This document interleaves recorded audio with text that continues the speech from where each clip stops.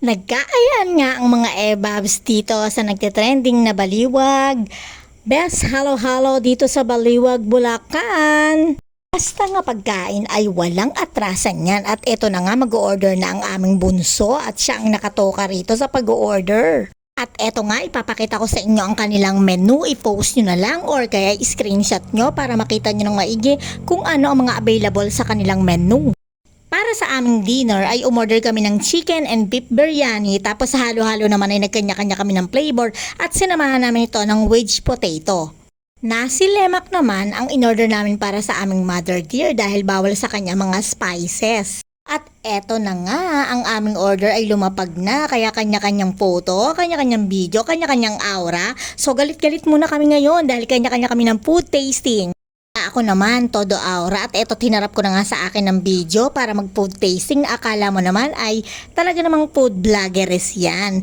Chicken biryani nga pala yung in-order ko at napakaliit nga pala ng plato nila dito pero nakaka-enjoy kumain dahil masasabi ka talaga. Saktong-sakto lang kasi mga spices, hindi siya sobrang anghang pero sakto lang talaga para sa akin. Kita mo naman, 'di ba? Hindi naman halata na enjoy kumain ang babae, 'di ba? Naubos ko nga yung aking biryani meal kaya eto at itatry ko naman itong in-order ko na best halo-halo ng Baliwag na blueberry al capone ng aking flavor na in-order. Hindi ko pa nga ito natitikman ay alam kong masarap na at eto nga alam namin sa sarili namin hindi namin to mauubos ha. Kaya naghingian na talaga kami ng plastic na pang take out agad-agad. Kasi naman malaki talaga yung servings niya at isa pa sa totoo lang kahit na matunaw yung ice niya ang creamy niya talaga dahil may ice cream talaga siya. Hindi siya ganun katamis pero ang creamy niya kaya hindi siya nakakaumay. Saktong-sakto nga lang pala ang mga servings ng meal nila dito. Hindi siya sobra, hindi siya madami, hindi siya konti. As in, sakto lang na malalamanan ang tiyan mo. Kaya nga itong mga kapatid ko, naalala pa nila talaga ang kanilang mga jusawa. Kasi ipinag-take out pa nila at tikita mo naman kahit na gabi na yan ha, ang dami pa rin pumapasok na tao kasi talaga namang hindi lang siya basta hype lang, kundi quality food talaga.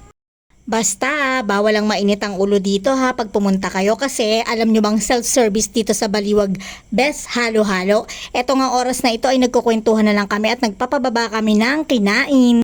At syempre, hindi mawawala ang tik-tak picture.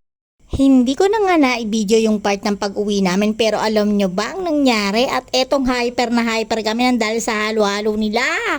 Nakailang TikTok nga kami dyan, alam nyo ba? Masaya nga ang naging banding namin dito kaya kayong mga siblings mag-try na din kayo dito sa Baliwag Best Halo-Halo.